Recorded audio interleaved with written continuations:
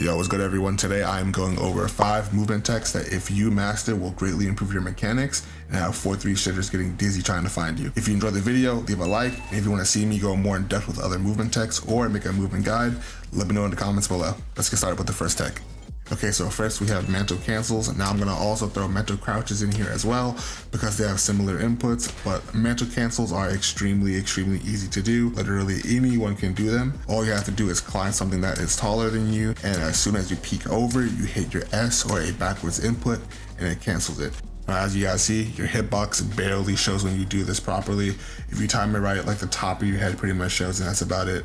And it's pretty fucked for how easy it is to do. Like, it's really simple and it's pretty effective. So I'm gonna also add a clip here with a keyboard overlay so you guys can see when I'm pushing S. It's pretty simple. It's just the top of the climb or whenever you peek over. But here's just some visual representation.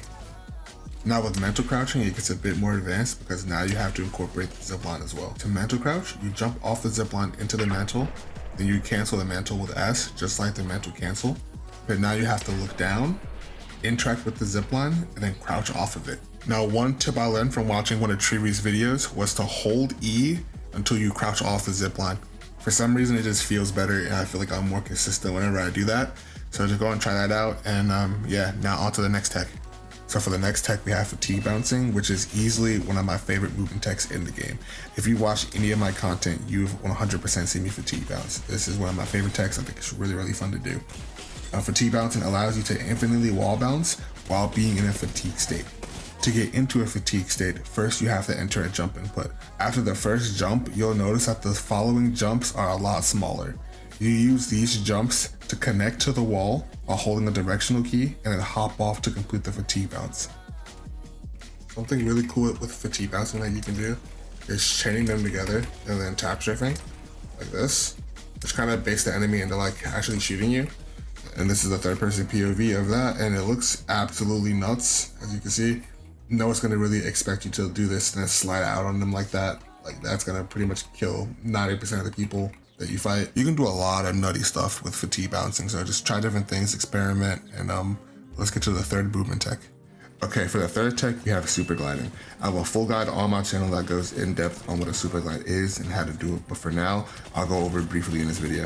Supergliding is a frame-dependent movement tech that allows you to go from 0 velocity to around 500 velocity in a single frame.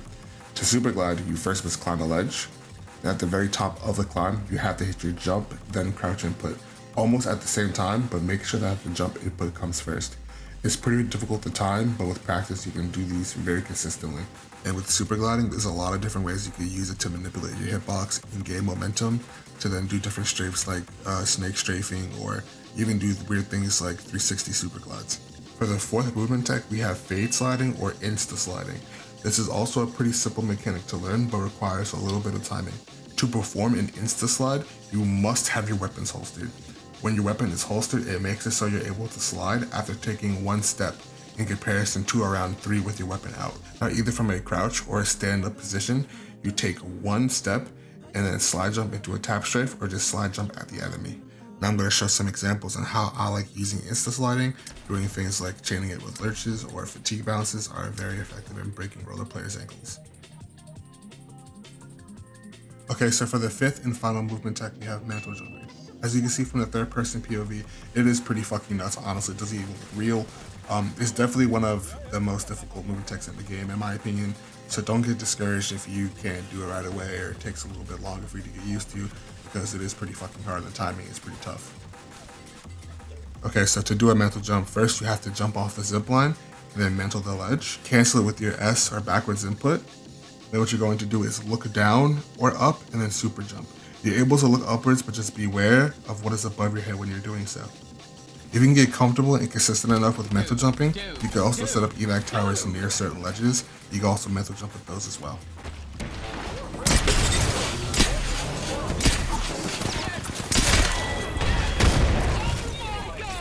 Thank you guys for watching the video. I really do appreciate it. It's my first time really making a video like this. If you want to see more, let me know in the comments below. Let me know if you enjoyed. And until next time, guys, stay blessed. Peace.